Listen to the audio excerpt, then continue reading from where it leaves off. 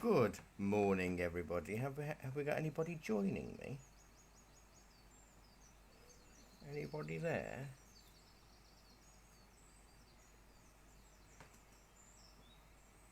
Good morning, good morning. We'll paint the whole day through. Good morning to you. Well, you've got 10-15 minutes to draw.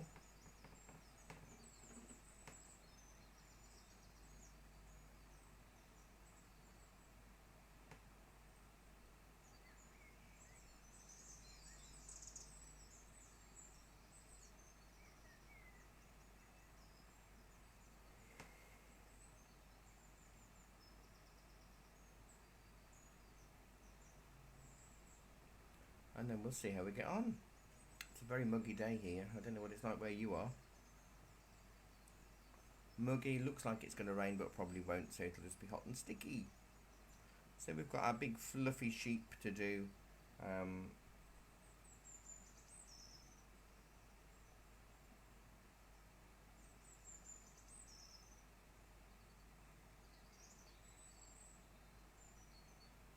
And I'll go through the colours shortly.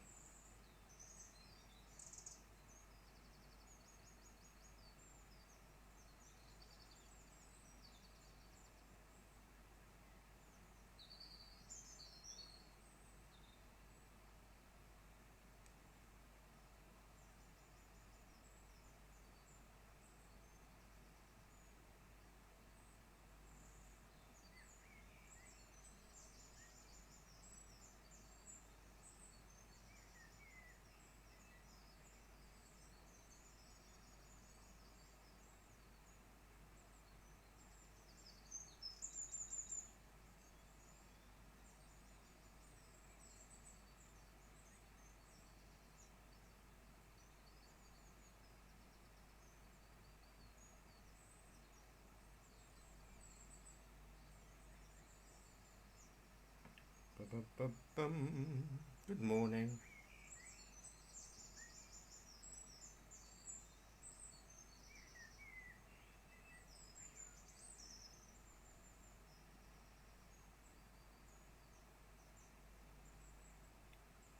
So we've got until 1:45-ish to sketch it out. There's not a huge lot to sketch. I can't speak this morning. Not a huge lot to sketch out this morning. Just the sheep. I mean, if you feel more confident, you can trace the sheep to get it more accurate. Because obviously, in a watercolour class, you're here to learn the watercolour techniques, not the drawing techniques. And I won't want you to spend ages getting stressed out about the drawing that you miss the painting techniques. I think we've got a few people joining us later who'll be watching on catch up or replay later on.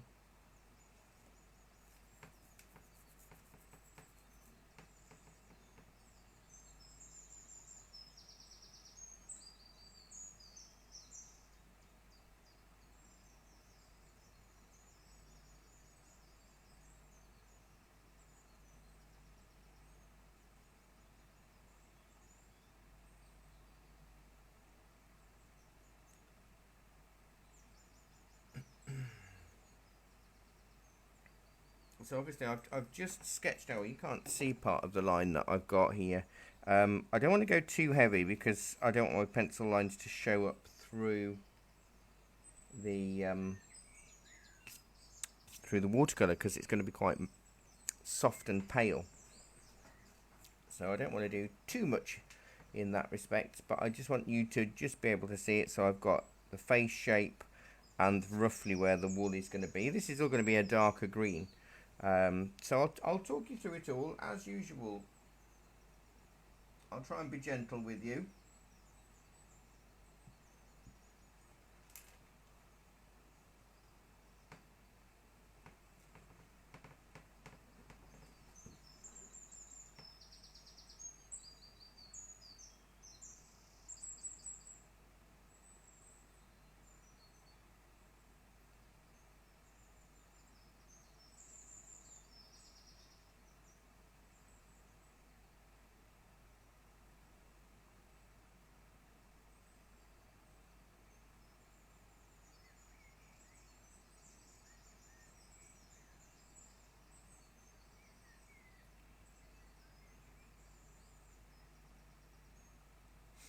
So the colours we're going to use today are ultramarine, cadmium yellow, burnt sienna, cadmium red and yellow ochre.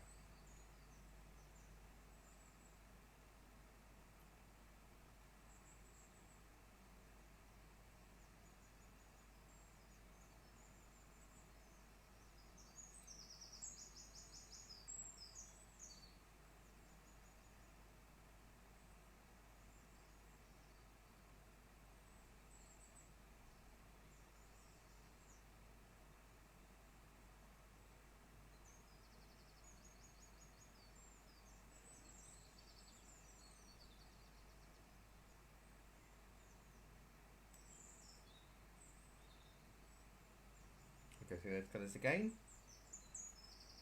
Ultramarine, cadmium yellow, cadmium red, yellow ochre and burnt sienna.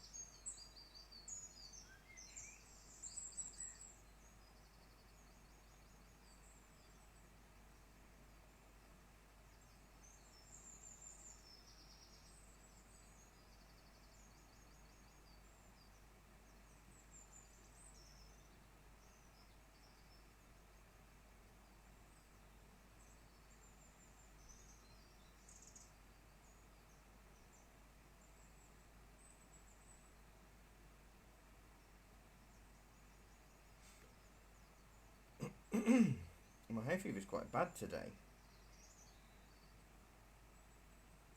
So if I'm a bit grouchy, well not grouchy, gruff, that's why. I've just finished my drink.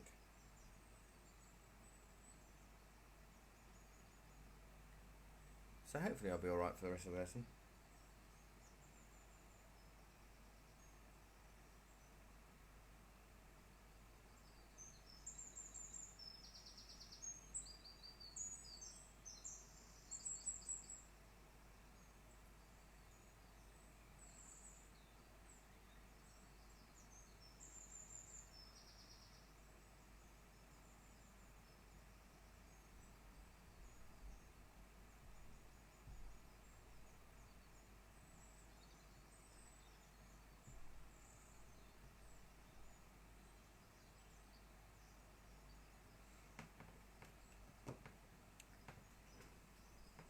So again, we've got ultramarine, cadmium yellow, cadmium red, yellow ochre and burnt sienna. So the way we're going to structure this, I'm going to give you 5 more minutes to do the drawing.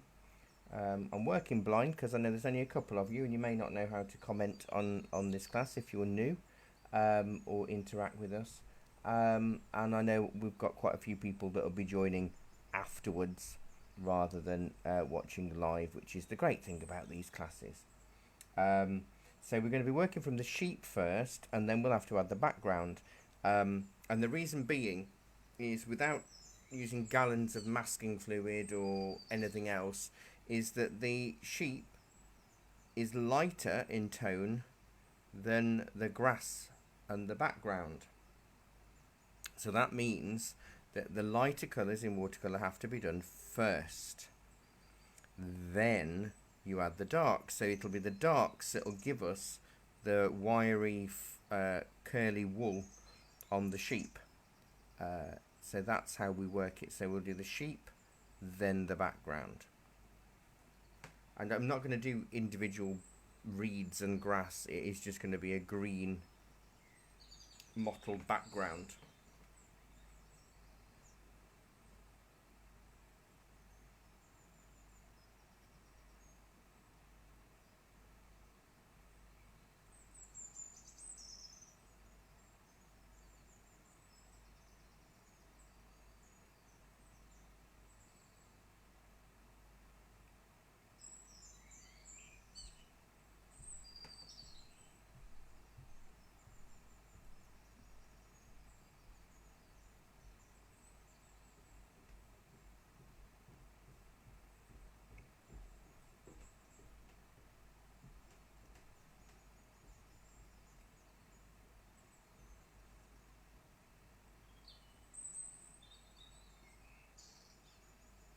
Couple more minutes to do the drawing.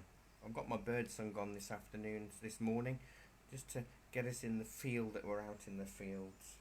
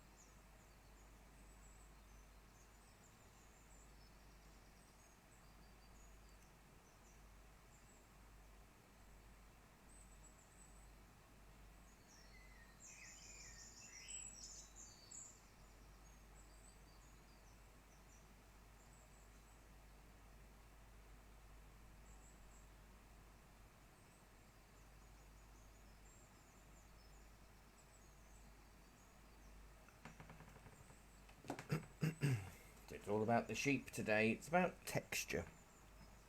That's the main thing. Getting that texture in. So it'll be working from lights to darks, and trying not to be too scared to add the darks needed. If you look underneath his chest area, that's quite dark, and it's needed to bring out the lighter areas. In a similar way, the shading on his face, because he's uplit, the light is coming from above down. His sides of his face are slightly darker than the top of his face, and that will all be done with shading.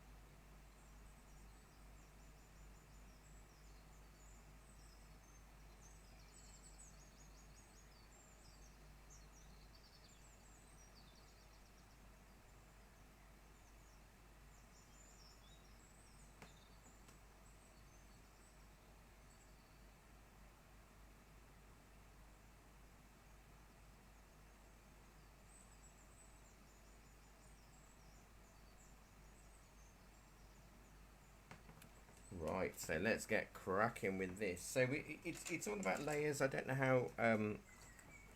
I know quite a few of you that join in, who've been doing a few classes. And good morning, Nick. Know how watercolour works, but just in case you don't, I'll go through it as if you don't know.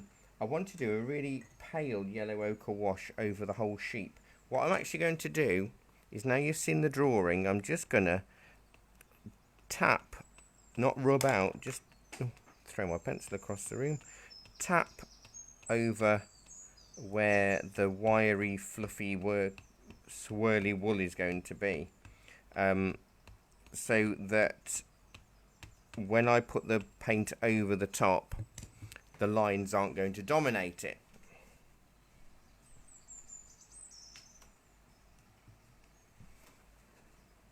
Which allows us for cutting in with the darker colour. So what I'm going to do is go with a really pale yellow ochre wash over everything, including the eyes.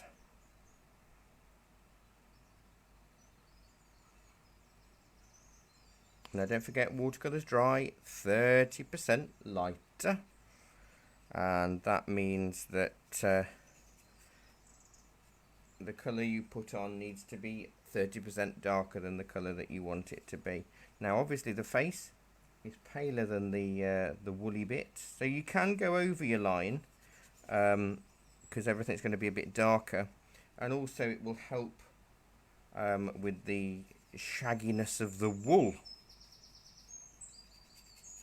I'm using the back of a painting today, to be honest, on a pad that I was trialing out yesterday afternoon. I used the Frisk Rough Surface watercolour pad, which is this one, and it's really good actually. It's £8.45 for 12 sheets, and it's not rough, as you'd expect. Like the Bockingford rough is really textured. This is only slightly rough. Nice texture.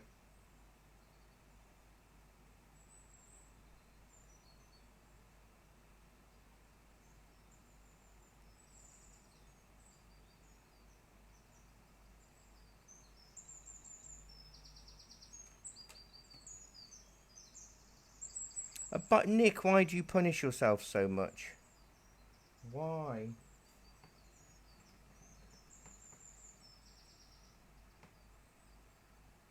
You've been doing all of that hard work, doing your shed.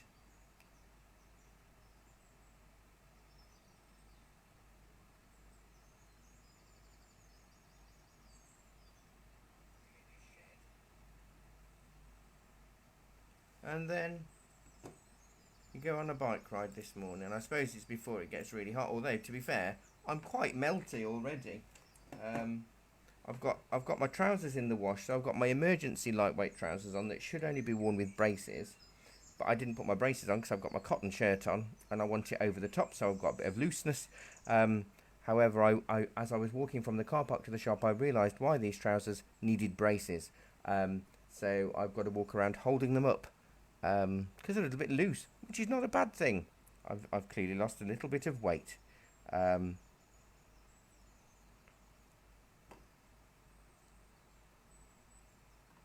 Nick, why do it?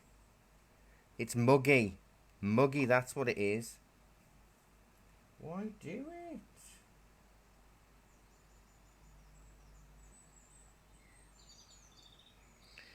So we just need that to dry. And obviously it depends how warm it is. However, what you'll find is that the more humidity that is in the air, even though it's warm today, it won't dry your paper as quickly as when it's just a dry heat. So it does make a difference. I don't know what the humidity is today. Let me just have a look on my weather app and see if it tells me.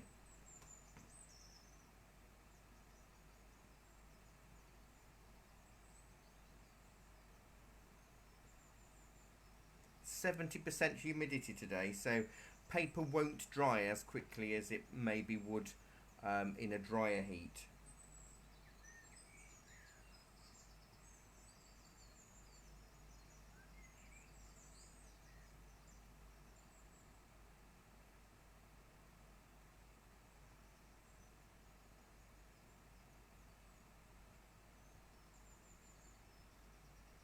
So I've still got a soggy patch of sheep.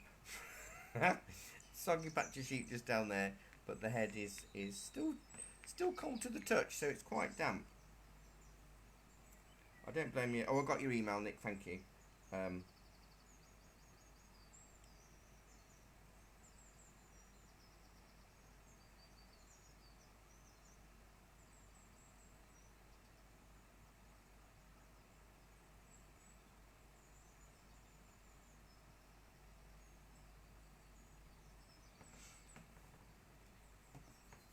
It's all about bringing the darks in. Now I might use the comb brush actually for this, just because it'll be quicker and easier to do a lot more areas. So a comb brush is like a flat brush, but with the top half of it chopped out, so you've got spiky loose bits. So it's great for grass as well, but it's perfect for fur and feathers. I've got them in 2 sizes, he says. Where's the other one gone? Oh, definitely. Oh, there it is. I don't use the smaller one as much. This is the ½ inch, and then there's a 1/4 inch one. We've got a couple in stock. You can buy them on Shop Appy, or you can call in and get them. We're open Tuesday to Saturday, 10 till 4. So you can see the one I use the most is the dirtier tinted one. But they're brilliant. They really are great for doing, saving you hours. Unless you like that kind of therapeutic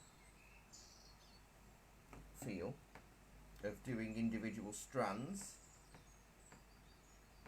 Depends what mood I'm in. If I'm hot and irritable, or hungry and irritable, or just irritable, then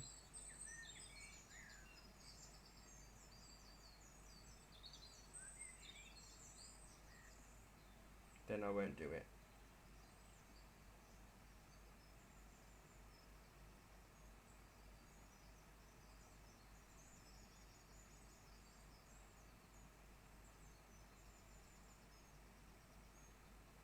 That's nearly dry. It's going to go a little bit darker next. I probably will go with the comb or rake brush. They're the same thing. If you hear somebody talk about a comb or rake, it's the same. I might add just a fraction of the cadmium yellow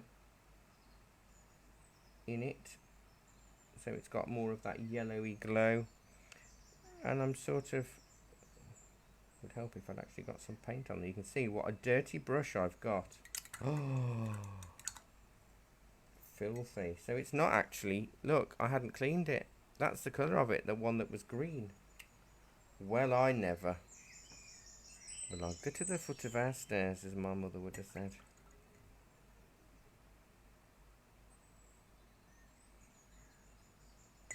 So I want some yellow ochre and cadmium yellow in this, when I can actually get a decent colour. Now don't forget, it dries 30% lighter, but also we need it a little bit darker. Oh, I don't know if that's too honey colour. Let's see. Let's see. So I'm gonna, with this brush, I'm gonna go wiggly with it.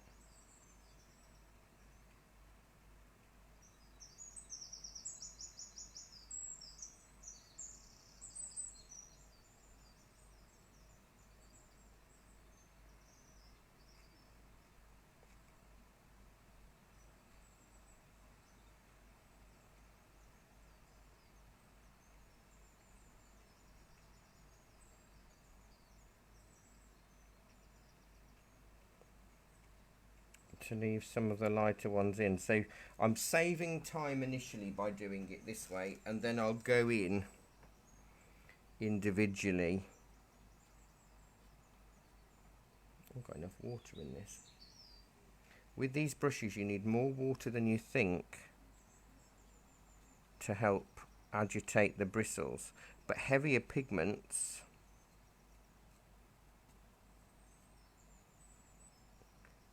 respond different. Why is it not working? I think the paper's too dry.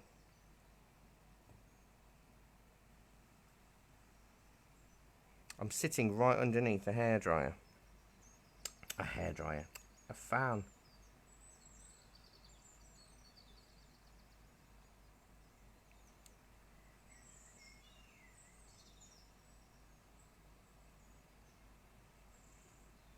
So it would actually be quicker for me to do it the old-fashioned way today. Look at that, it's just nothing coming off. And I can't make the paint any runnier.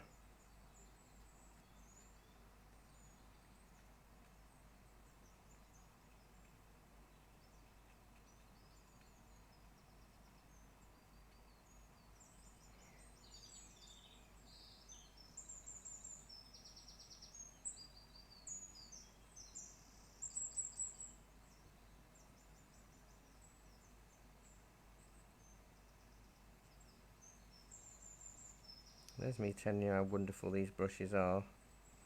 And then I can't get mine to work properly. The ones that I've used for ages. How funny.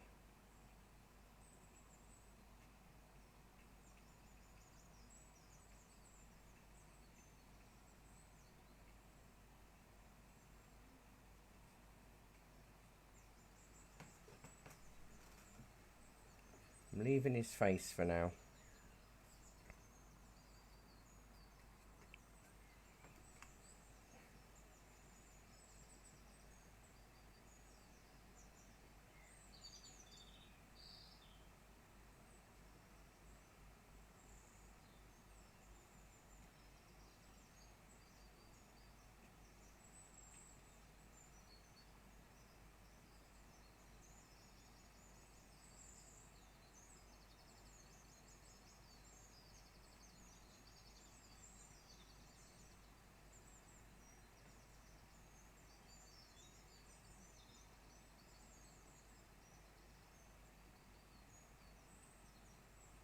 See, I wiggled a bit too much, and in wiggling too much I've basically just given myself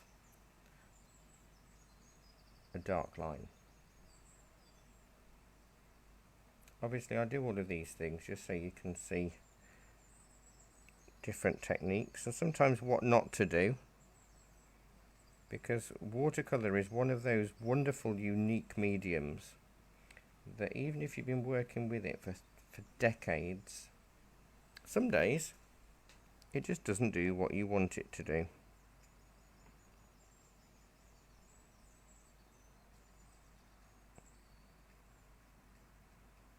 And the heat is very much dependent on that as well.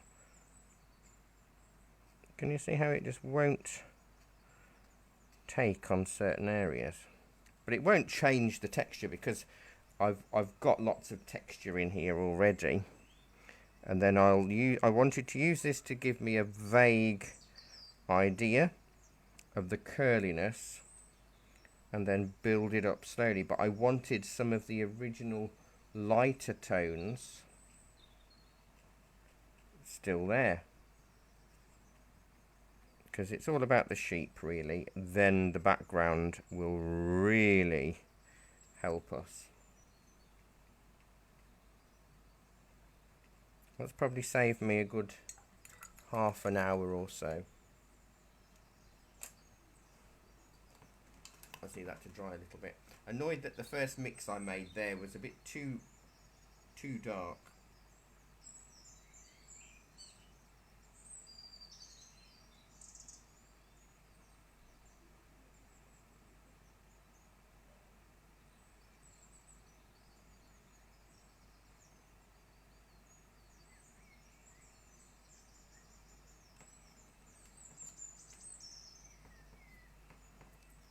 And it also makes the face, it will make the face look lighter. So the face is going to be the lightest colour. That's sort of the, I think they call it the T-zone in the makeup industry. That area there coming down is going to be the lightest shade. Because this is all going to be green. And this is going to be varying shades of dark and shaded wool.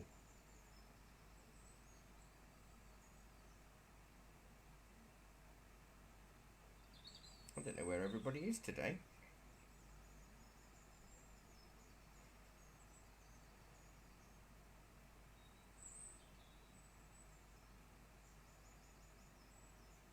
Although I suppose many people may even have forgotten that it's the second Sunday of the month. Which doesn't help, really. If you want to come to an art class that's on the second Sunday of the month. Although it's not always on the second Sunday of the month. It does vary depending on armistice and all of those kind of things. Because next month we're doing a woman walking her dog on the beach in watercolour, which I did on a Monday morning class, which was really well received.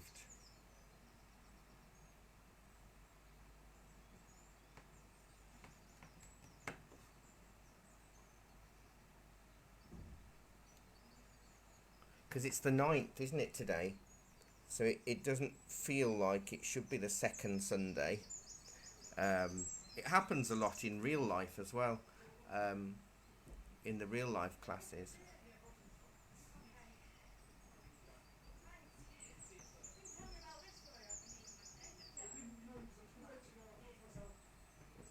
So yeah, it's because it's the 9th of August.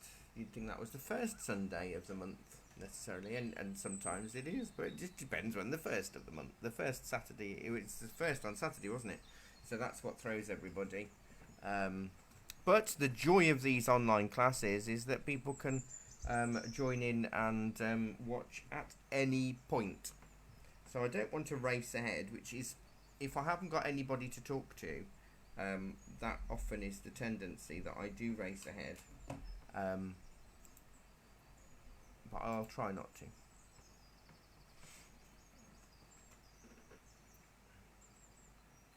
I want to mix it up a little bit just to stop it from getting monotonous, and I'm going to add a tiny bit of cadmium red up here with a bit of water And that's going to be the inside of his little ears. So we're tinting. Cadmium red is a really strong colour. Really strong.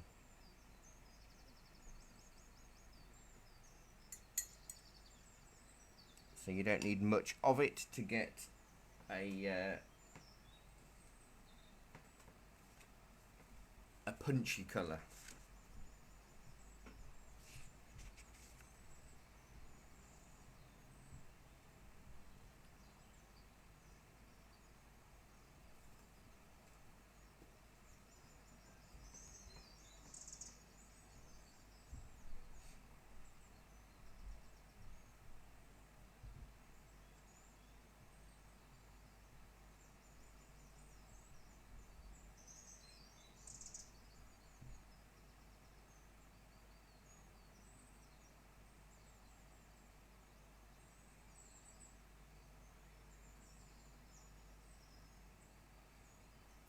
Busy week ahead of classes. While this is drying, I'll just let you know what's going ahead for the rest of the week. Tomorrow morning is the demo, and it's the Waterfalls of Yosemite in watercolour. Tomorrow evening is the Formal Gardens of Waddington Manor, and I'll make sure that the Monday night crew have the drawing well in advance, because the drawing is essential. Tuesday afternoon is Yosemite National Park in acrylics. Tuesday evening is an elephant and a calf in acrylics. Wednesday afternoon is the drawing class, and that is the cricket match, so it's about figure practice. Thursday morning is wax resistance graffito in acrylics, where we'll be using candles. But it's alright, Nick, candles in a different way to what we've done previously with candles. This is candles with acrylic. Thursday afternoon is a watercolour portrait.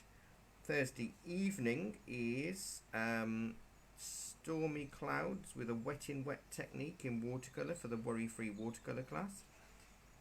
Friday afternoon is the ancient bridge over river in watercolours.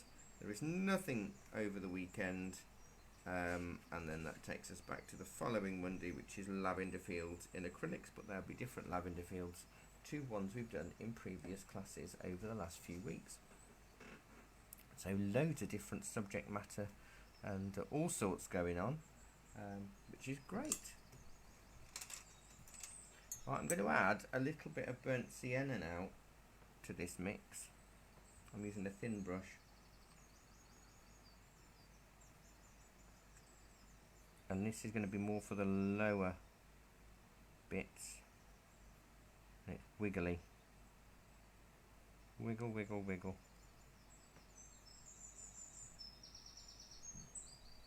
So you can see why I used the comb for the majority.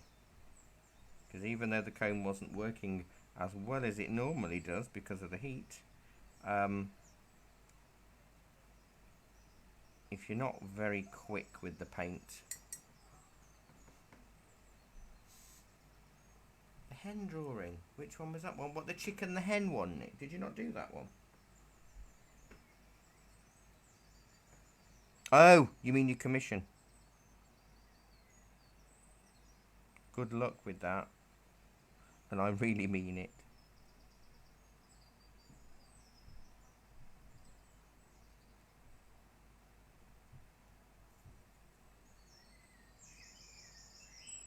Because he has got more of a browny tint to the lower areas of his fleece.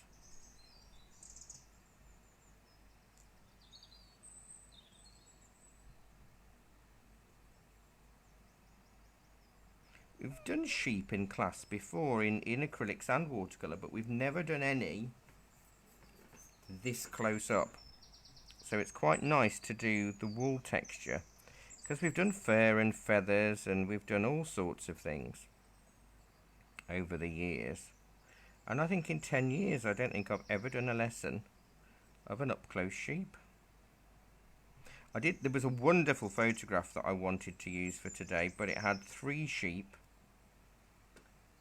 and the one behind was making the most hilarious facial expression.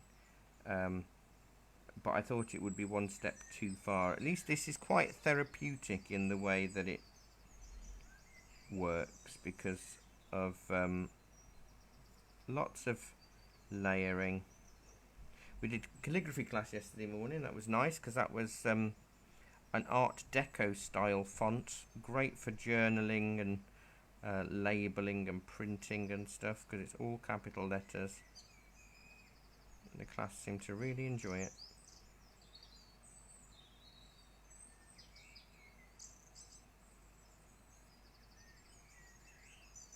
Somebody commented actually, because I shared a photograph of all of the classes that we've done this week, which I do every week, and they said they absolutely love the variety that we have available every week. It's not, you know, we try to be different to things that you can get not only in the same area as us, but you know, elsewhere. We try not to have courses or themes for several weeks on end. We find our students just like to dip in, do a painting that they want to do, and then go home with a similar finished or semi-finished, or you are home because you're doing it from home, painting of that particular subject.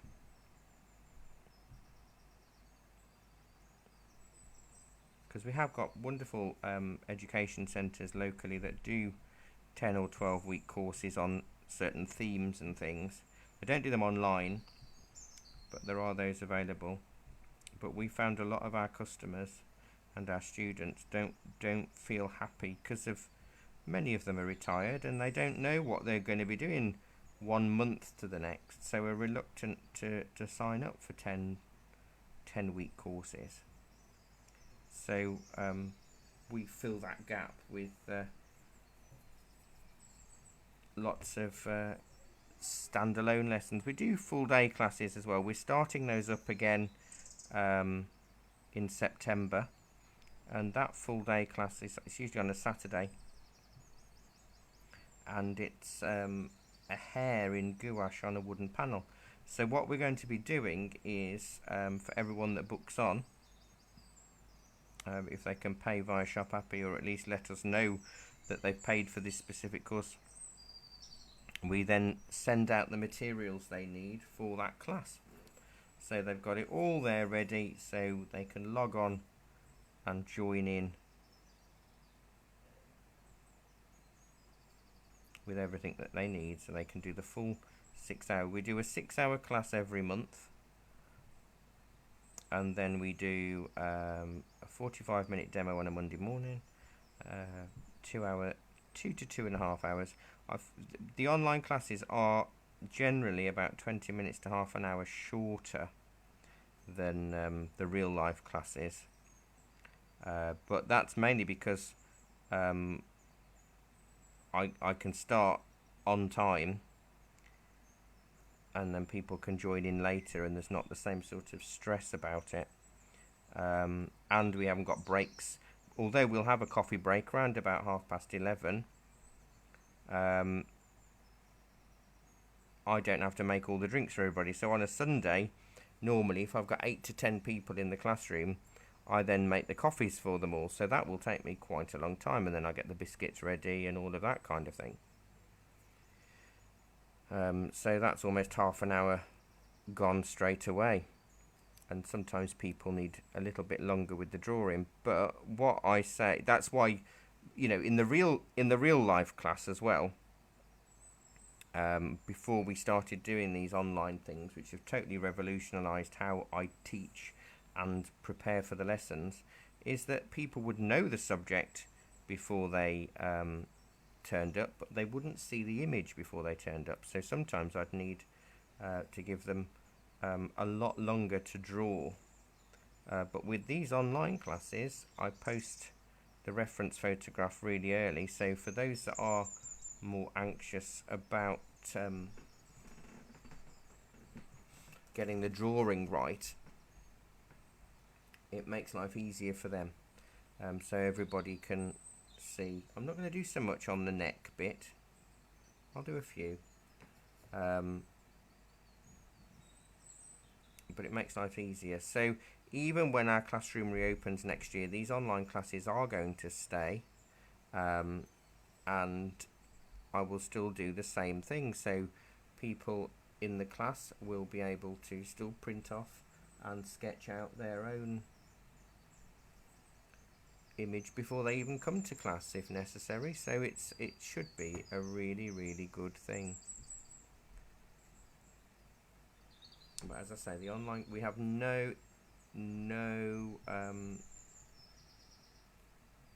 qualms about keeping the online classes going, because they've been absolutely wonderful. The response we've had globally from them has been immense, and I've had a few people come in who only started taking up art during lockdown, and they've been joining in with our online classes. I need to do a few bits on his head, don't I?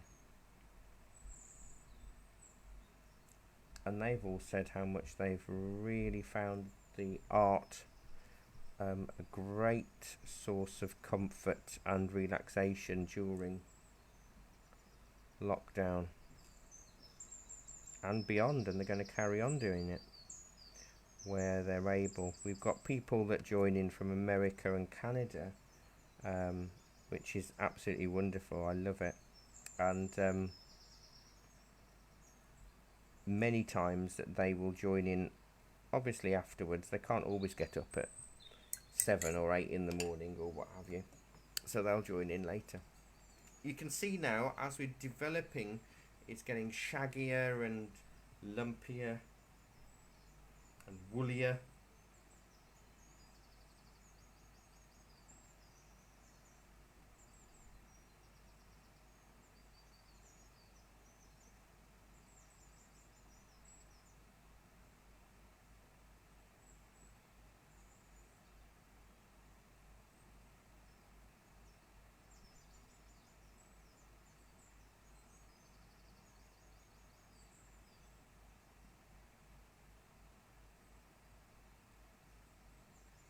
I mean, he's got lovely long eyelashes, but I might have to put those in with gel pen afterwards.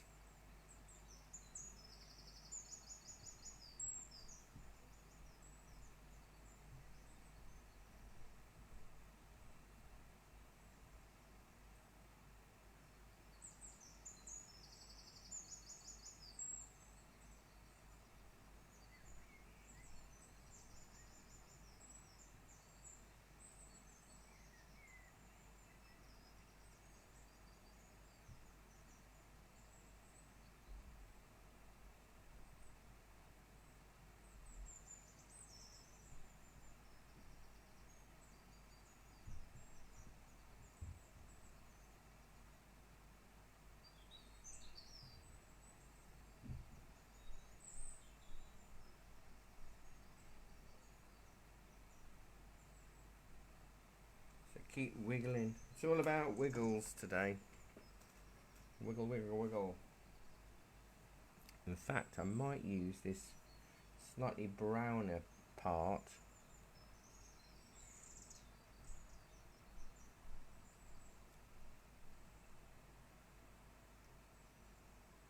to sort of form around the eye. Sheep can look quite evil when you paint them. They're not evil, but they can look quite evil.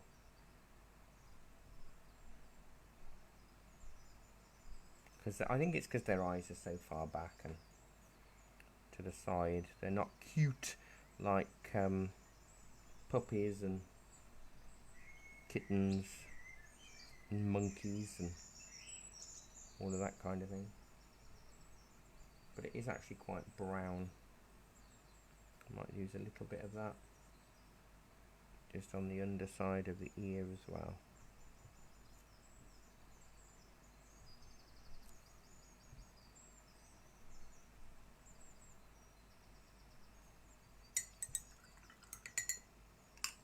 But it is all about getting progressively darker all the time.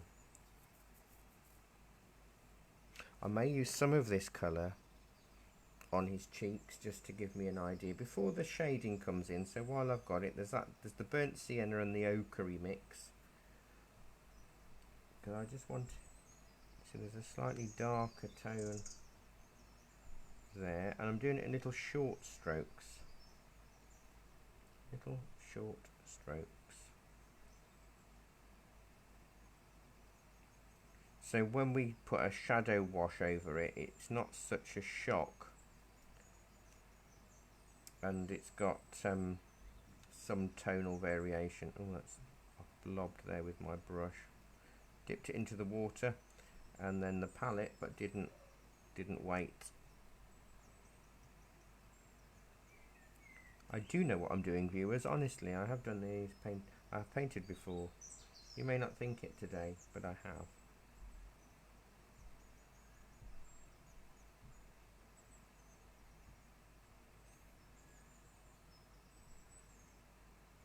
It's like my proper job and everything.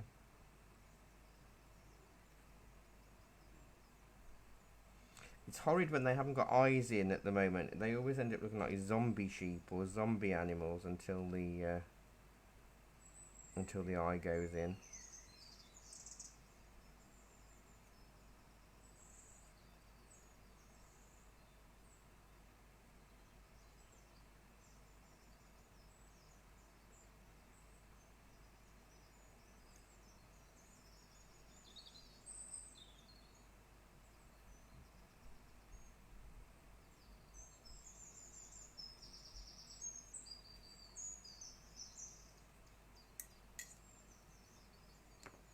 I do want to do a shorter texture on that, almost like a stab. Oh, I wonder if I've got these stencil brushes. They're £1 each. That might work. But I'll let me zoom in on the face just a little bit more. That should help you. I keep forgetting I've got all these all singing, all dancing cameras. I can do this kind of thing. So if you're feeling that yours is a bit rubbish, you might find it's actually not that rubbish. Now you can see mine.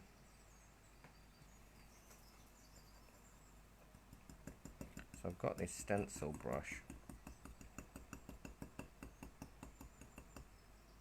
I need the paint to be really fairly dilute actually, but equally I don't want a lot of colour on there.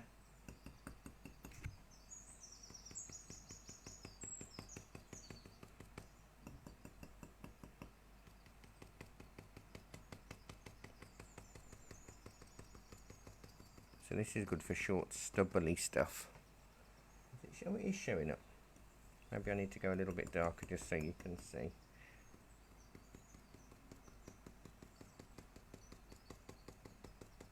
They come in 3 different sizes. This is the smallest size.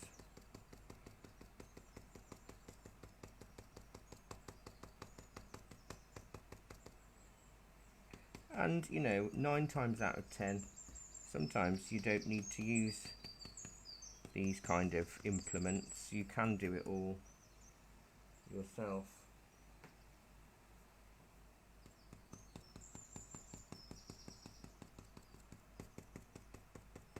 Just with a drier brush and stab it. I would do it with the squirrel. But you can see what lovely texture that gives. These are good for trees and bushes as well.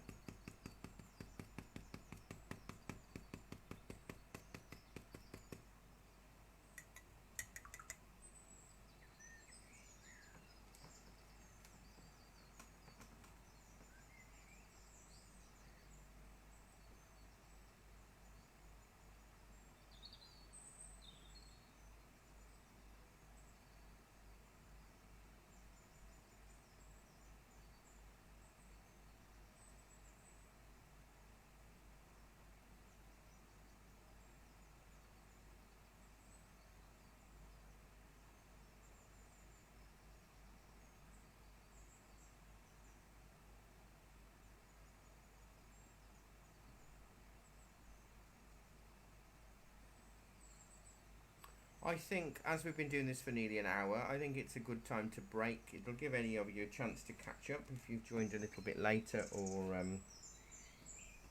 struggling with the heat or the drying and all of that kind of thing. So I'll go pop the kettle on and we can reconvene in 5 minutes. It's all about the darks with the sheep, and then the background. We will get those eyes in soon, I promise. So, cup of tea time. Oh, I've got no biscuits here today. Never mind. I survive.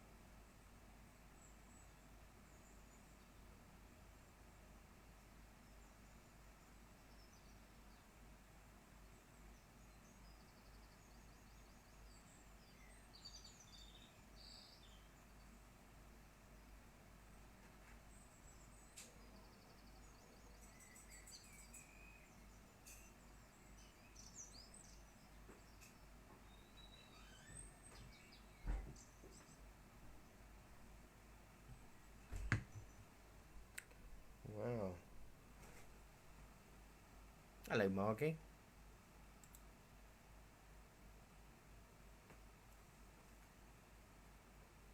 Oh well, there we go. So you've got a sheep. Yeah, it will be on this page in this group forever and ever and ever. So you can watch it um, whenever. The watching it back is still just £5. So whether you pay for it now or pay for it later, it doesn't really matter. You paid for the lesson, so you can watch it whenever you want to watch it, and it will stay in the groups in this group section for a long time, and hopefully give you the idea. What sort of sheep have you got? Are they longer and wirier and shaggier like that, or are they got a much more tighter fleece?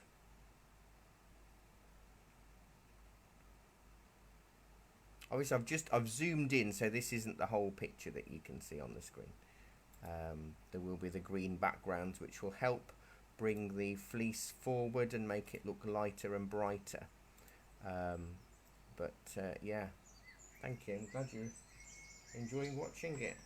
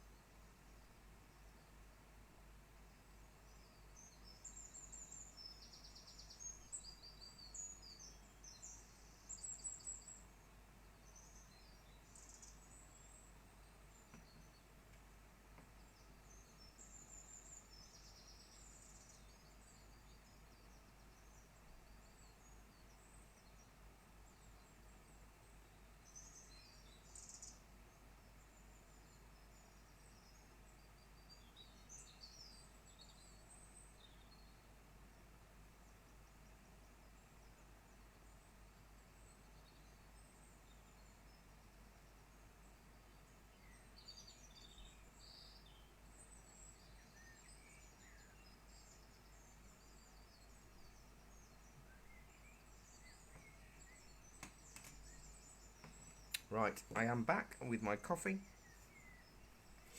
I am charged up, ready to crack on. So I'm going to go with burnt sienna now, and a little bit of ultramarine, and that will give me a dark brown. And it's the darker brown that we can start working with around the eye area.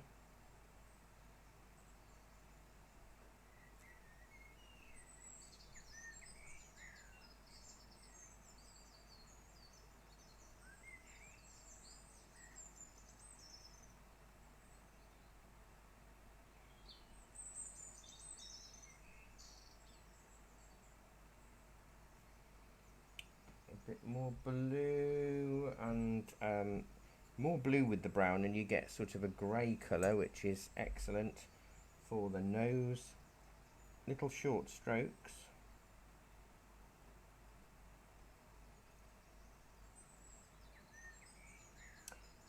We did a lovely one, because I live in the middle of the countryside.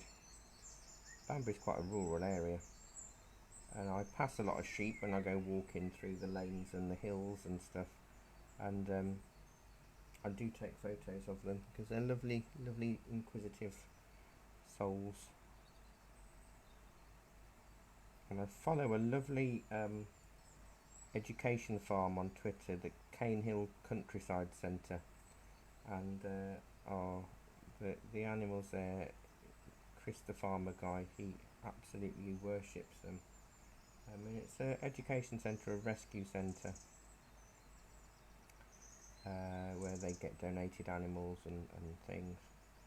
And he's got a sheep called Bumblebee that he's raised since it was a little tiny lamb. It's a bit like Johnny Morris. He puts the voices on and makes it all nice, and you know, imagines what the animals are thinking. My kind of thing. Right, so I'm using this blue grey now to darken the face. If you're a bit wary or scary about this, don't worry. Start off with more water, then build it up slowly.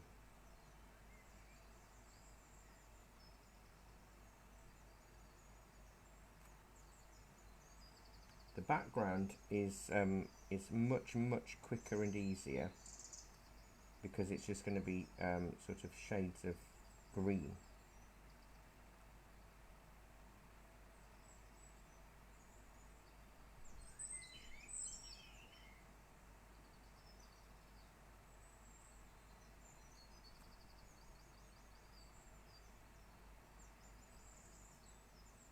Whereas this is all about subtle tones. I think what's scary with watercolour particularly is because it dries 30% lighter, you're scary while you're learning. It's scary to put the darker colour on that you know is too dark, but it's then having the faith that it will dry lighter. He's a bit like a demon sheep at the moment, isn't he?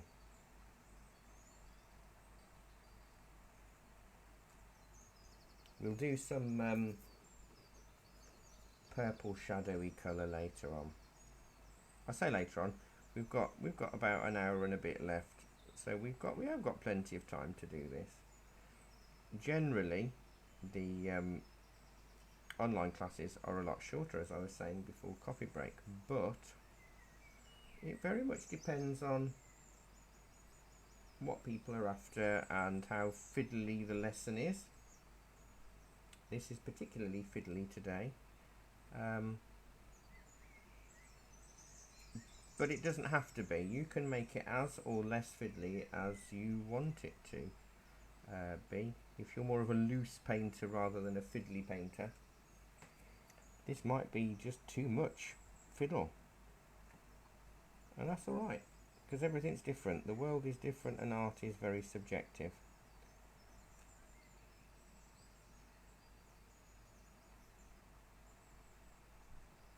Tint that part of the face a little bit more, because it needs to all be in shadow, even though there are some darker points and some lighter points. His cheeks are in shadow. And this is all the ultramarine burnt sienna mix. It's in fact my favourite mix. If you can have a favourite mix of paint, I don't know, but if you can, that's mine. I find it gives the most beautiful greys and browns. It's gorgeous, really is. Such a lovely colour. Now I did say I'd put his eyelashes in later with a gel pen. And I'm using a detail brush actually. This is a size 1 detail brush. But because these are sort of smaller areas and I'm working nice and fast, it means I can get the information in quite quickly. I hope you're enjoying it anyway. If you're watching today or if you're painting along,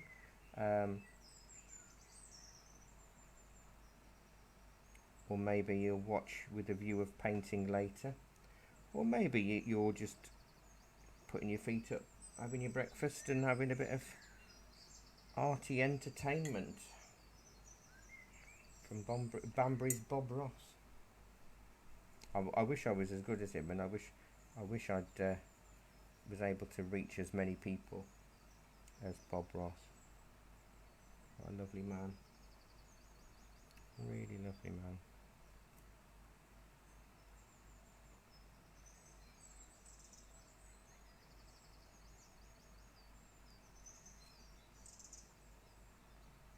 So we're looking to see where the dark points are, and that's what brings the lights forward. So to make your lights lighter, I was saying this to an art group on social media recently.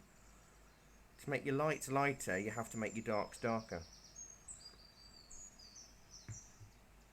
Which is a hard concept to get your head around. But the darker your darks are, the lighter the lights will stand out. You know? Oh. But it is a hard concept to think about.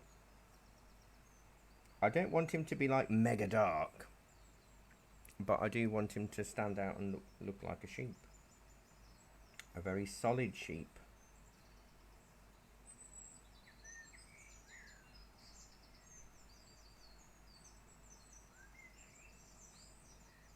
And I'll do his eyes shortly.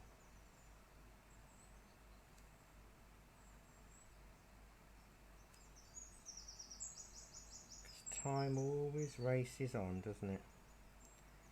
And before you know it, it'll be time to finish, and we've only got half a sheep with white eyes, and we don't want that.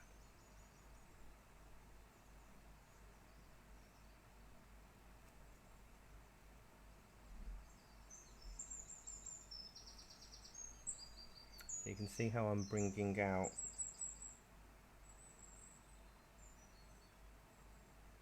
some of this dark into the fleece under his chin, because it is dark and it's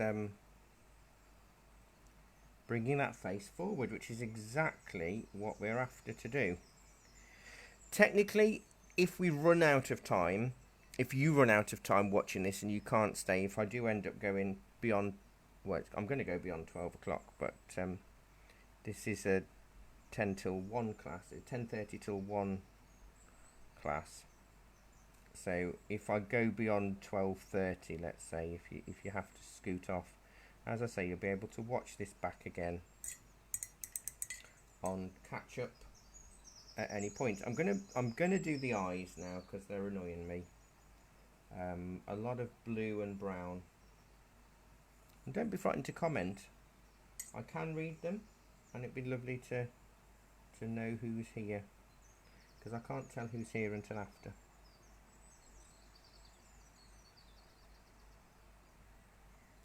So let's get that eye in,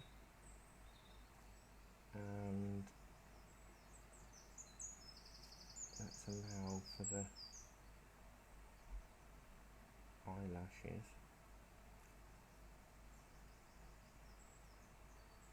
I'll show you my eye tricks in a second, because they're very dark eyes now. We've gone from dead eye to black eye. I might use this just for a bit of the nostril.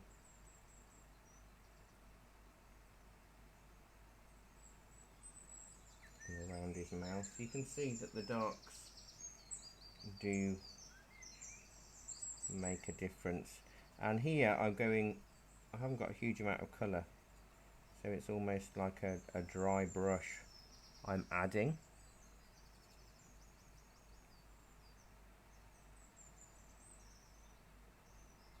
Because you have to make the decision on, are you making it photographic or are you making it arty? And once you've decided that, then you can see how you're going to go with the painting. I'm not a photographic artist. However, I'm not an abstract artist either. I like a hint of realism. I'm going to add a tiny drop of cadmium red to this, so it goes more of a purple grey. So a bit more ultramarine, bit of cadmium red. Now don't forget, cadmium red is a hungry colour. Oh, that's a nice colour. Just so I can start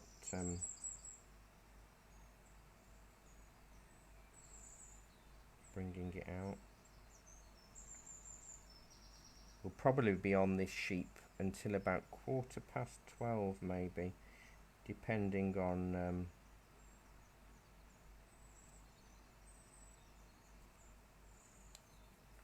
how fiddly I go. But you want to leave some of the lighter areas. This dark that we're putting on now, which by the way, I know it's scary, I know, but what we're putting in, let's get that sort of, is the shadow in between the wiry woolly fleece. So we're not putting in dark wool, we are adding shadow in between it. Now if we were working in, I don't know, acrylics or oil or even gouache, we would be able to put darker colour in first, then the lighter colour on top. So it does feel more natural. In watercolour you can't do that because of the transparency. So instead you have to build up your darks very slowly indeed, because you can't go, it's harder to eradicate the darks once you've put them on. Not impossible, but it's more difficult.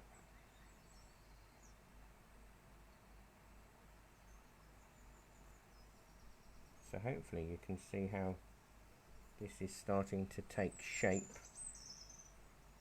And this is quite a little bit dark. I might have to switch brushes shortly.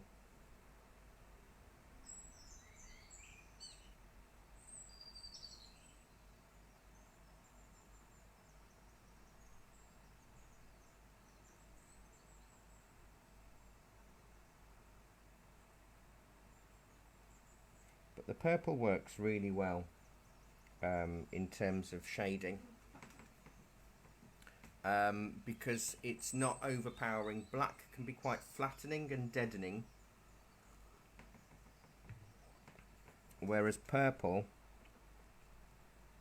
it's got red in it for a start, so the red works with the fleece colour. I use purple shadow a lot in nearly all of my paintings, because it goes with everything. Usually in a landscape, if you're using purple shadow, you've got blues and greens, so the blue shadow works really well with the greens. And how it works, it's so much better, in my opinion, than trying to make darker colours of that colour. So instead of trying to make lots of darker tones of this in particular, which is really hard. It's hard to darken yellows and creams without them going green or brown, whereas this way with the purple it works really nicely, and you can see how it's building up. It is fiddly. Make no apologies for the fiddle. You need to fiddle every now and again, I think. But what the answer is in the lighter fleece, be more sparing. In the darker areas, be less sparing, but remember you've got lighter areas that are going to show up. So build it up slowly. You can always use a bit of white gel pen if you really do go too wild with it. And you can see I'm using a really fine detail brush. Look how fine it is compared to my finger. But because I'm working quickly,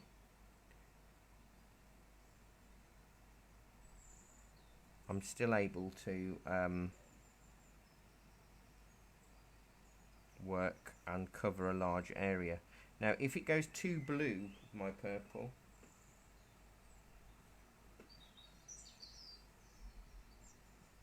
I run the risk of my fleece going green, and I don't really want it green, so just added a little bit more red back into it again. And also, don't just randomly go wiggle, wiggle, wiggle with it. Look at if there are areas where you've got larger chunks of dark that can be brought forward or changed. Now you might think, oh, he's just spent all that time with that comb brush doing all of the different tones, and now he's covering them up again. Well, I am. You're correct. But because watercolour is largely transparent, I can still see those tones underneath, and that's what makes it feel like you could run your hands inside it. Also, as your paint's running out, allow it to run out. Use the paler to bring out other colours or do lighter tones. So keep the darker colour for the dark areas and keep the paler area where you need it. So like the paler bit as the colour's running out or is more dilute, let it be.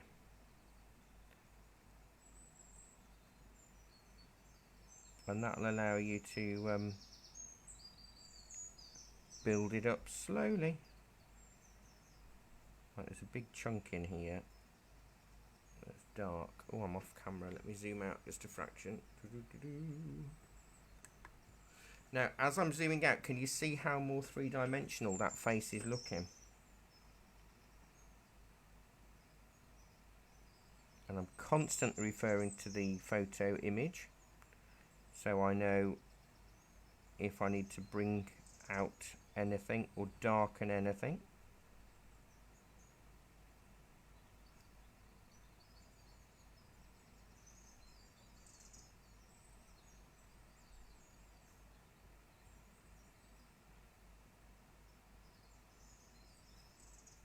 And I know I've got to show you the eyes as well.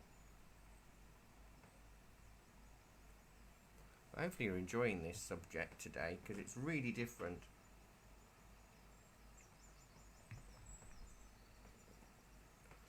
And also you'll find that when we get to doing the background area,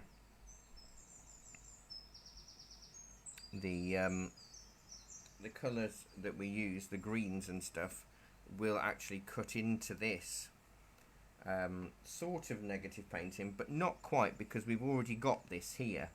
But what we need to do is make sure it stands out more. So if you want a dull shadow colour, you can add a bit of burnt sienna in if you want it nice and vibrant and purple. then add just the blue and the red.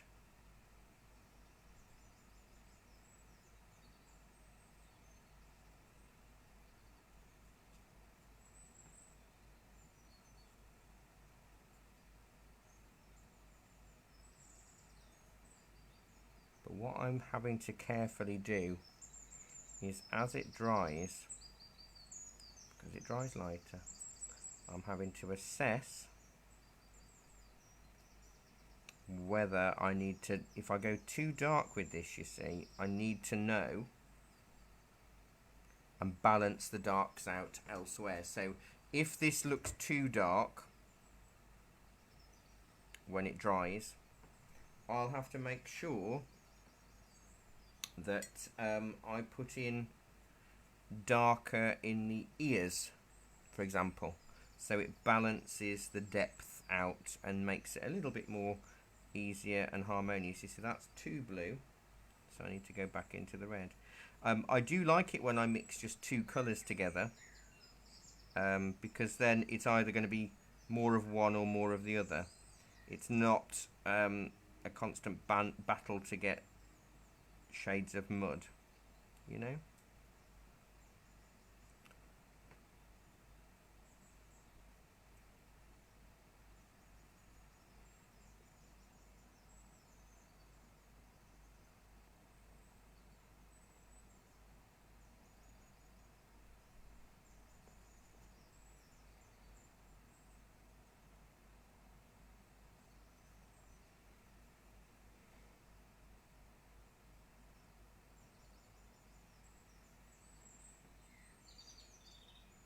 If you are painting along, I'm sorry if I keep asking you if you're alright, because obviously you can't type and paint at the same time. I'm quite lucky that I've made it so I can talk and paint at the same time.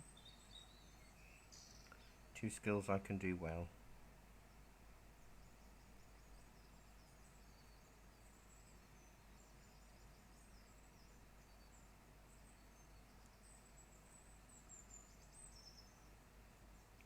But I have to say, I am really loving the online classes.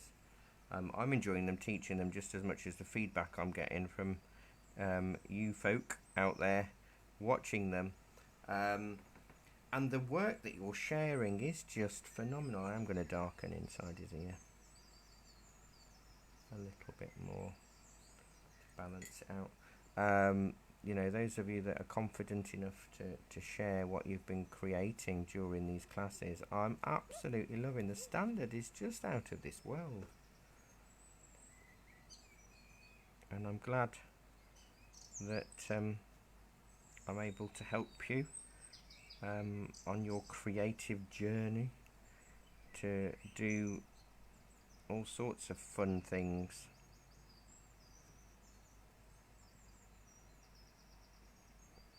So I've been teaching now for such a long time that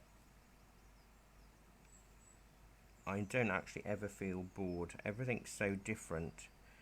Each class is different, but also the feedback and seeing the results that you create makes the last 25 years well worth it.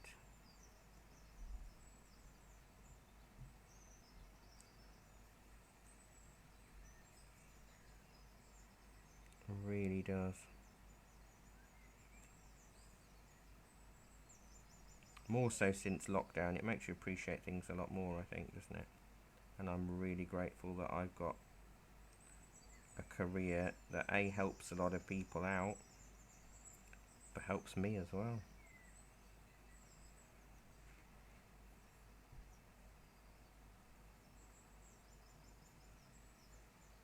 What do you think so far?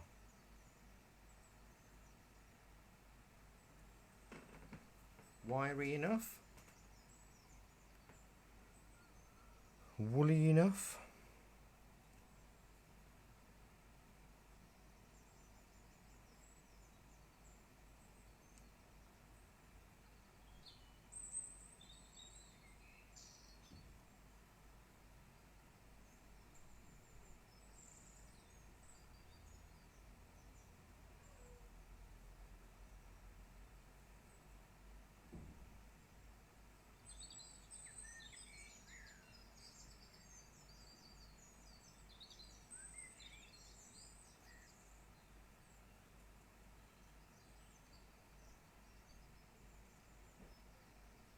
So I'm doing larger strokes,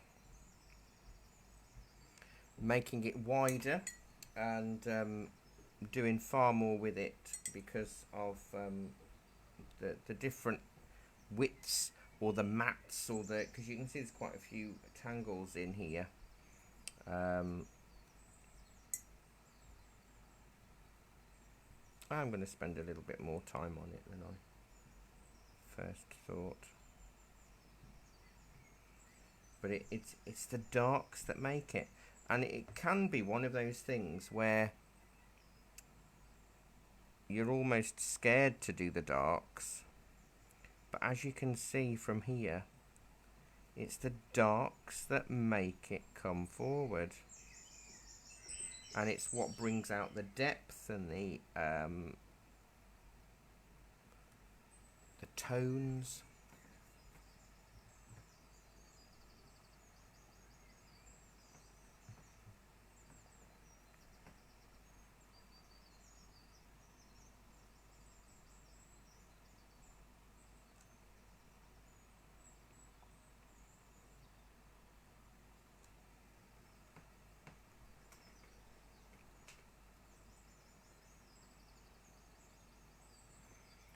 Going to slightly do a light purple wash just over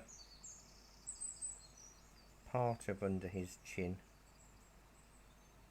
because it is all in shadow there, but the tones still show through.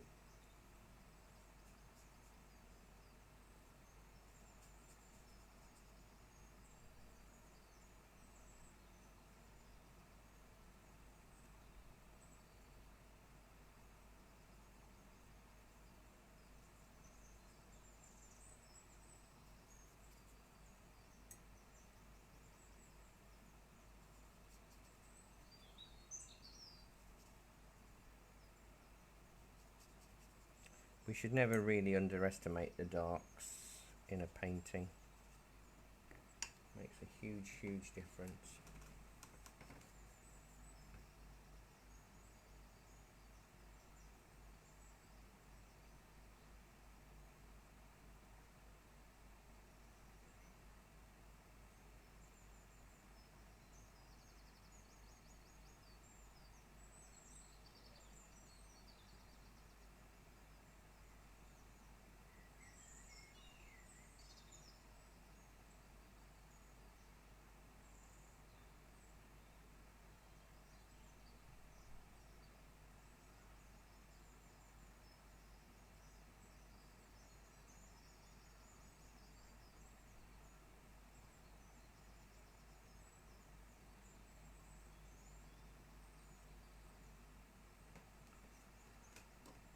I'm going to let it dry for a second, and while it's drying I want to show you the eyes. Let me zoom in on the eyes, because we said they're quite black at the moment. That's with the ultramarine and burnt sienna mix, and they are dark, but what I want to do is just use a clean damp brush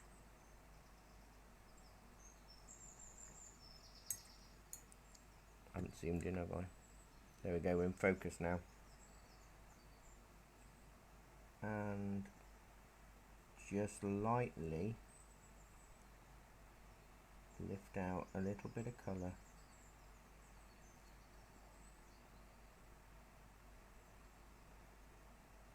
Now if paint doesn't lift off very well in watercolour, don't worry, because leave it there, leave the dampness,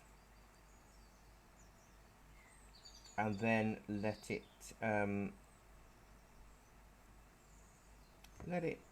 sit for a second or two. Then go over with a clean damp brush, or just dab it with some kitchen roll, and it makes a huge difference, and it lifts it off straight away. So while we're zooming in, I just want to do a little bit more with this purple wash to bring part of the face forward a little bit more.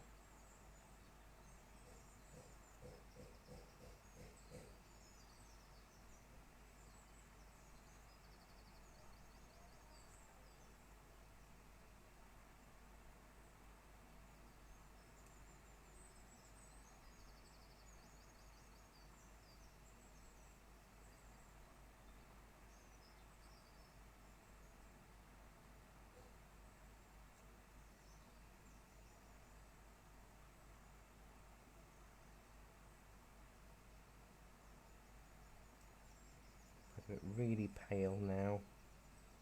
I can just do a few little really short lines.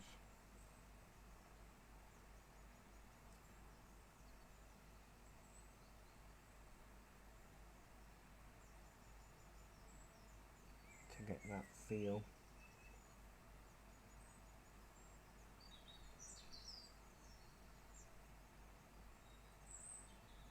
I think we're not too far off from actually doing that green background.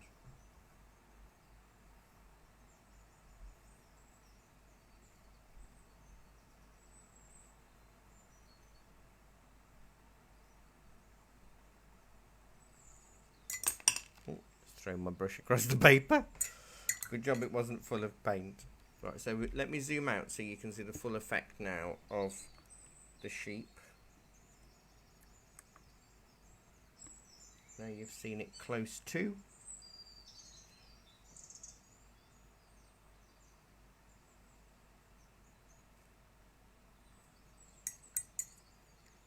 And the lighter areas, if I wanted to make it a lot lighter, I would probably use a little bit of white gel pen.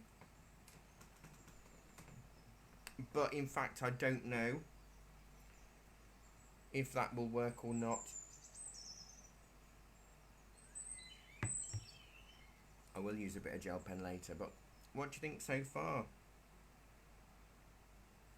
I may not do any more to the sheep for now.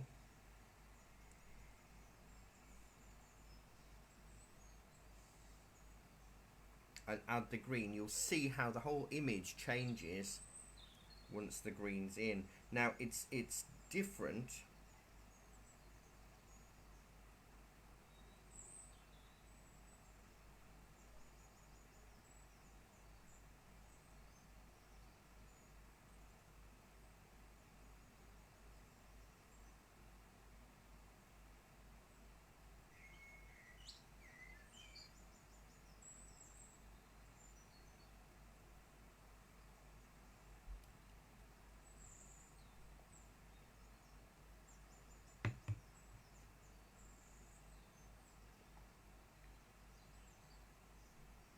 So yeah, let it dry, then I'll show you the greens.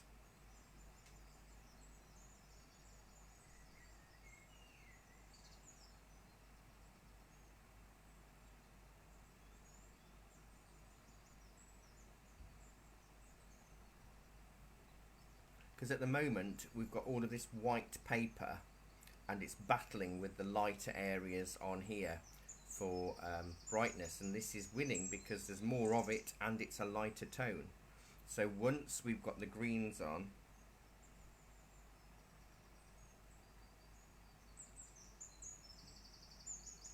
there won't be any of that light, so the sheep will be the lightest colour, and you'll see how the head glows more.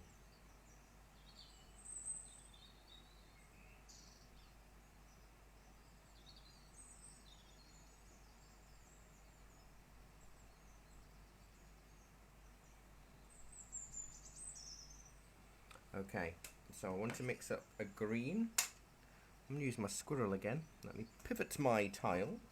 It's going to be a sludgy green. Now normally I would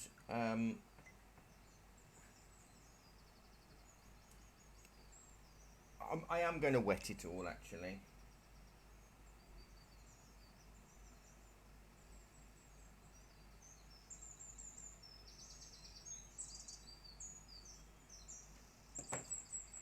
I am going to wet it all because we know that it's very humid. So I'm not going too close to the sheep for this at the moment, and I want to make sure I've mixed up quite a lot of colour. So we've got a lot of blue. I need enough to allow me to do all of this, even if it's not in a really strong green.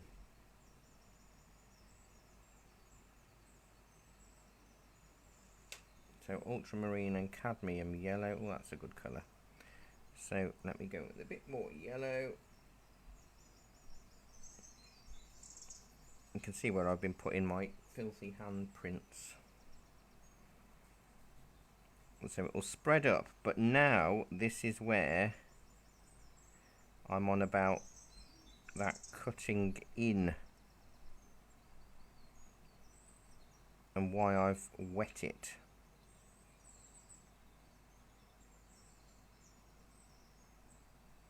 Because this is what will make the wool look shaggy.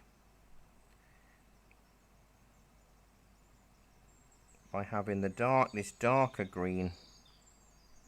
Let's go right up to his ear. Now this bit isn't wet, look.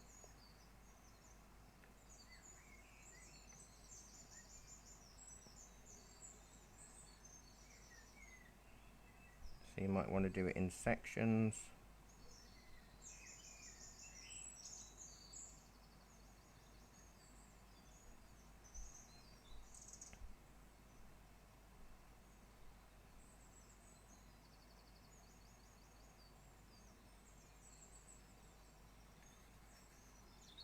Let's move it up a little. I don't want any hard edges.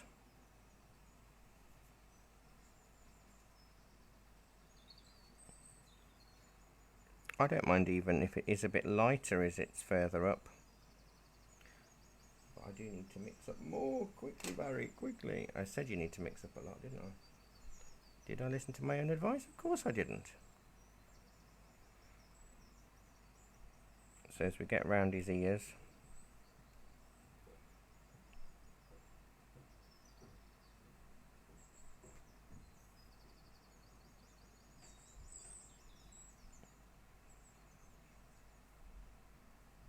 just need to be more careful of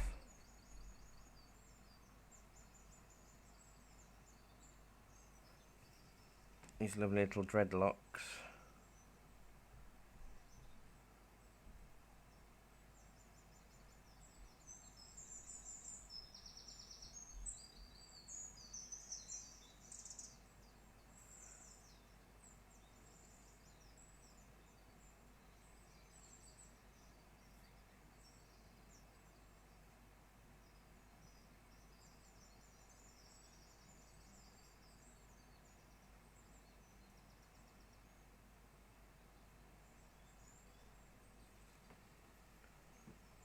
Now can you see how it's totally changed the picture?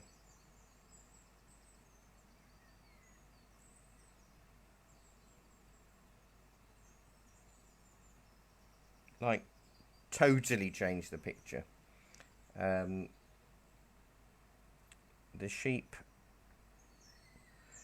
is still fluffy and wiry and all of this. I'm going to put this grass in while this is still damp, so it will spread and do all sorts of watercolory magical things,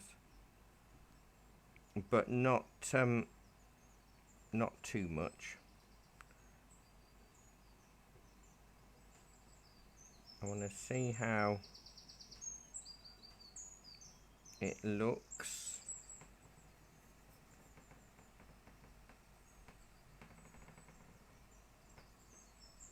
With the colours on there. Now you see, it could be that you end up with a big cauliflower if you're not careful. So it's important to have the paper fairly damp.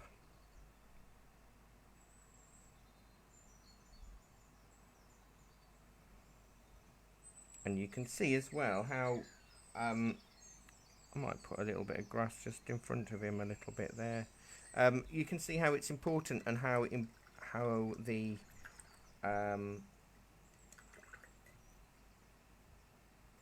oh, come on, brain. How the green has totally transformed the image. I'm going to get the hairdryer on this, just so it stops the chance of cauliflowering. Because there's parts here that are really dry and parts that are really damp.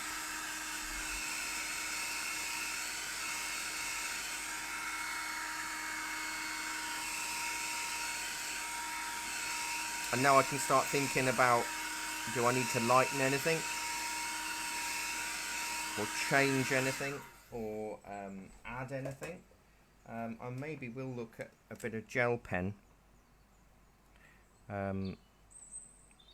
Just on a few areas. Now the gel pens are quite interesting because although they're opaque, sometimes I think the paper's still a bit too damp. There we go. Sometimes it helps if you've got darks, which we have, but sometimes you might have a little bit of wool or something, or grass or hair that crosses over, and it's really good for finer points and eyelashes that we've said.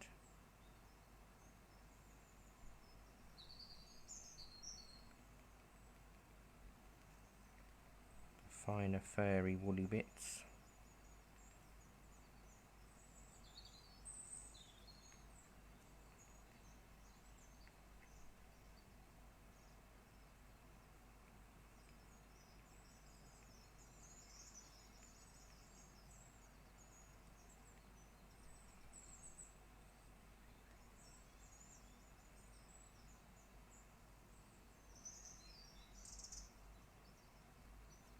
Stuff that we would have had to have spent ages with the masking fluid.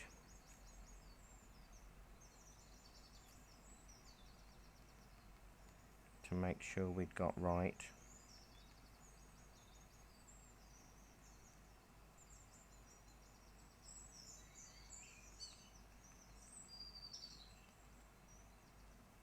Helps define edges.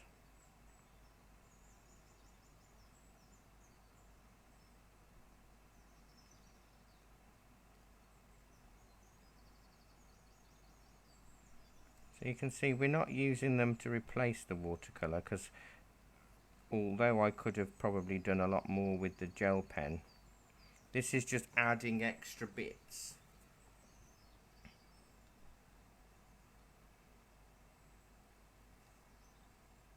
To enhance what's already there, not to try to replace what's already here, which is a big difference.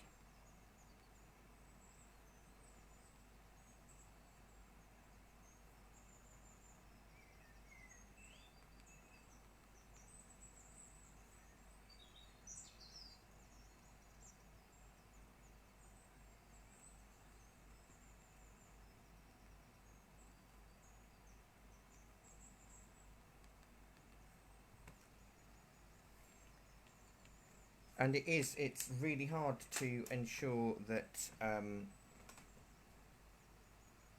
you've got the darks right. And now I think I still need to go darker here with the purple. And I'll probably do it more as a wash than anything else, because it doesn't make it feel there. If you look at the photo, how dark it is in this section. So I do need to do washes and stuff. And I don't know if his eyes need to be a little bit more open. So let me make up a bit more purple with the ultramarine and cadmium red. So it's at times when you're doing your painting, it's really hard to judge in the first hour of it, is it actually doing what I want it to do? Because until the darks are on, probably isn't, to be honest. I'm using the number 4 round. I've not used that yet today. So the aim is to now try and get that dark feel as a sort of transparent glaze.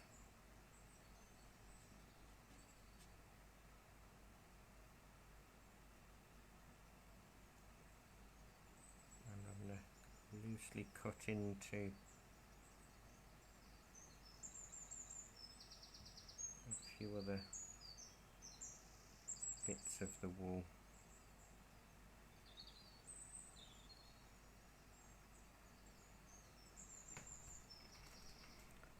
Darken a bit of the ear.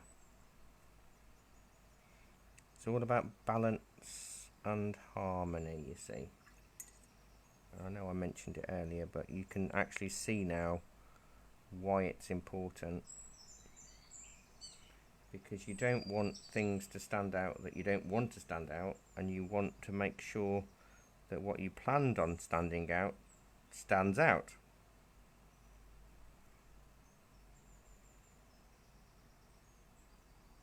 And it is really scary to put darks in. You have to put a lot of faith and confidence that it will work and do what you want it to do.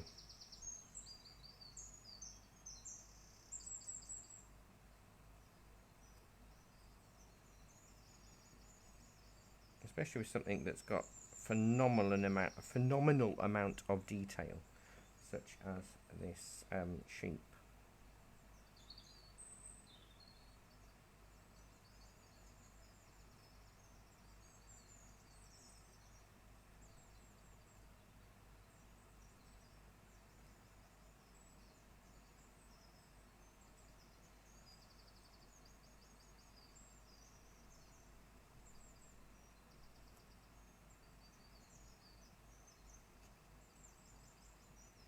There's such a lot more dark than you would possibly think in a picture like this.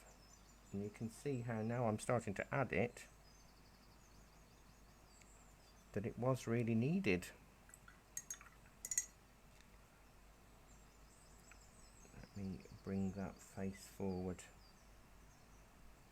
a little bit more.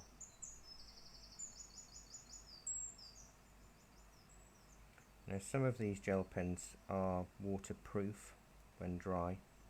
You just have to have the patience to let them dry, which most of us don't have, do we, if we're honest? Especially with waterproof pens, people expect it to be some sort of magical transformation, and it suddenly becomes waterproof as soon as it hits the paper. Some do, but most don't.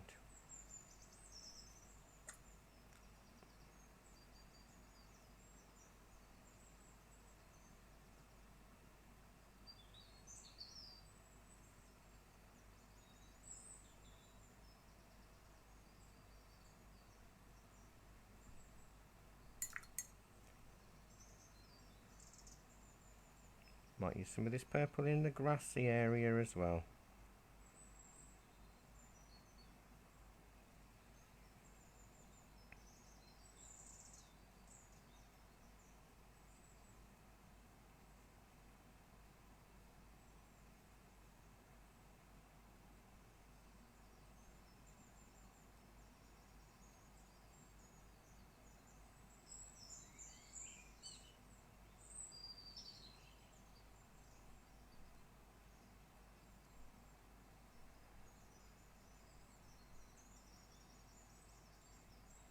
And then once you get to the point where you think, am I doing too much? It's probably the point where you are doing too much.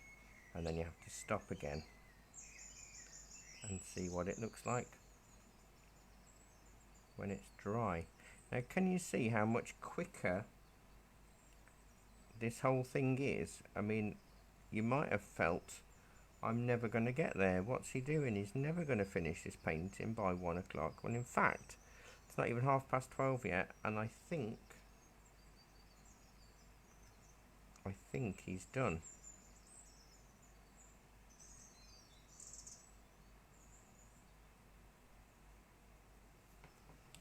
But look how much the darks are needed.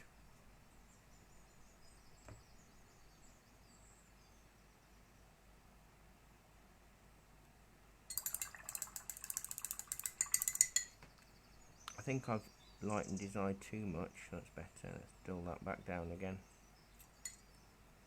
Just wait for a minute to see what it looks like when it's drying.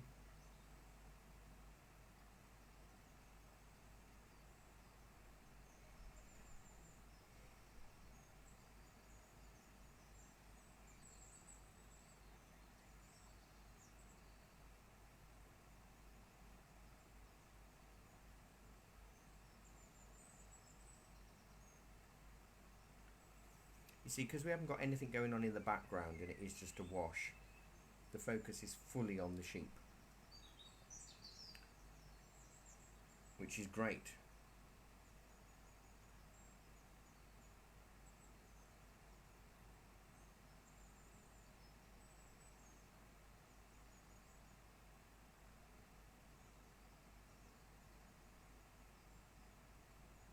So hopefully you can see how it really does work. If I wanted to, I could change the background a bit more, but I am really reluctant to do anything on it. The more detail I put on the background, what will happen, there are two things that could happen. If I spend time fiddling background on here and leave the sheep as it is, the more detail that's in the distance, it will flatten the picture because it will be battling with the detail on the sheep. So I either then have to then spend more time to put more detail on the sheep to bring that forward, because really you shouldn't have detail in the background. It flattens it. There's a wonderful painting of Henry VIII somewhere in a National Trust property, I think, or a gallery, and he's standing in front of a wooden panel. But what the artist has done is they've spent so much time on the panels making them look like actual wood, and spent so much time on Henry VIII's clothing to do each tiny bit of lace and shine on the buttons and each hair on his beard, that actually it looks like a very busy and flat picture, because our eyes don't work like that, do they? I mean, if you held your hand out and you look at your hand, what's behind it is out of focus. Whereas if you look what's behind your hand to see the detail on beyond, your hand becomes out of focus. No way does our brain see detail in the same way. And when you're working in art, that's what you want to make sure. You want to make sure that your focus, your area of focus, is more detailed, and around it is less detailed, and that will help whoever's looking at your work know what they're supposed to be looking at, as their eyes will naturally focus in on the bit that needs the focus. If that makes sense, I don't know. So you can see the gel pen has helped give a little bit more definition and shape. Let me zoom in on this just so you can see how iffy the background is compared to the rest of it. You can see that dark area of shadow that I added earlier. A bit of the purple in the grass just to balance up the tone. A lot of nothing going on in that background.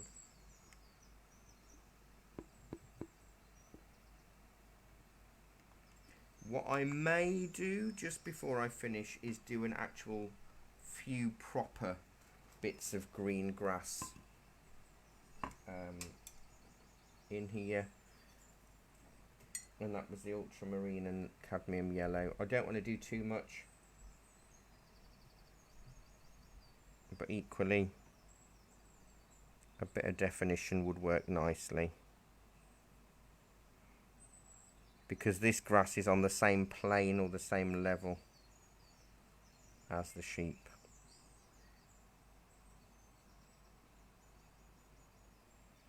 I don't want it all the same height.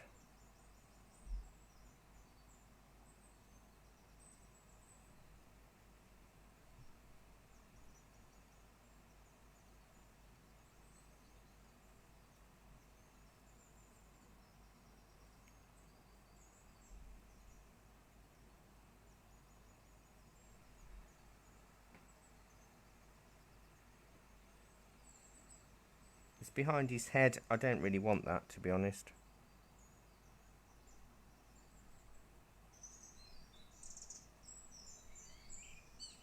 I just want it to frame it.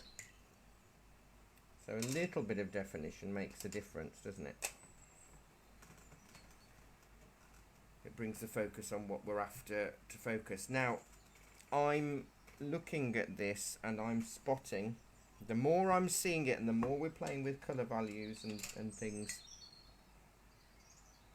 that we need to just darken a little bit around here and here now.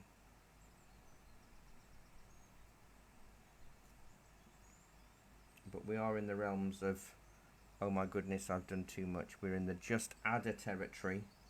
If you're not familiar with the just adder, He's a little character I've created, and he loves to eat overworked paintings. So when you hear yourself say, "I'll just adder," that's when you need to stop, because the just adder is on his way and he'll come and destroy your art.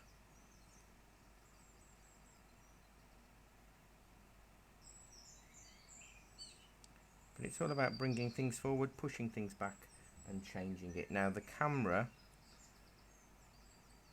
if I've painted as I should, and it's vaguely like it is in real life, my camera bleaches out certain areas, so it's hard to see the areas of contrast, and it kind of has with this one today. I've got too much highlight on my eye, and I did say I've done that. I lifted out too much, so I need to go back in with my ultramarine and burnt sienna and just fill that back in again.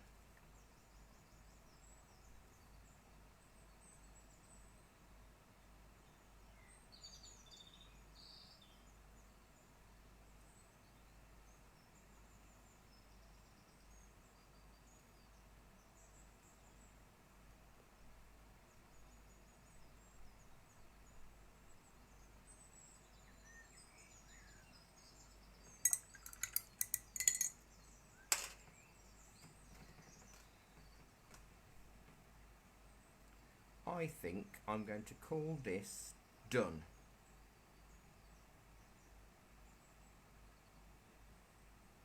What do you reckon? If I was going to be a bit more picky, I just throw my things all over the room again. I would possibly add a bit more burnt sienna to some of the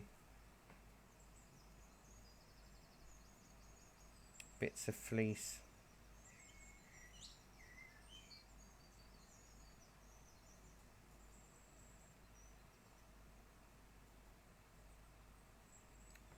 But not much. So yes, I'll post a photograph of this in the reference section. Thank you, Nick. In the reference section, underneath the photograph, underneath that photograph in the references, and you can find it again by going to topics in this group under reference photo, and both the photograph of the sheep and then in the comments underneath it will be my painting.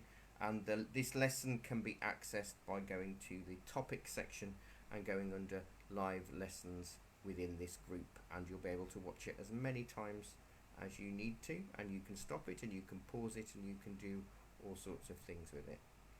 I've really enjoyed doing this. As I say, it's very rare I do anything this close in terms of animals and watercolour. We've never done a sheep before in the 10 years we've been running these classes.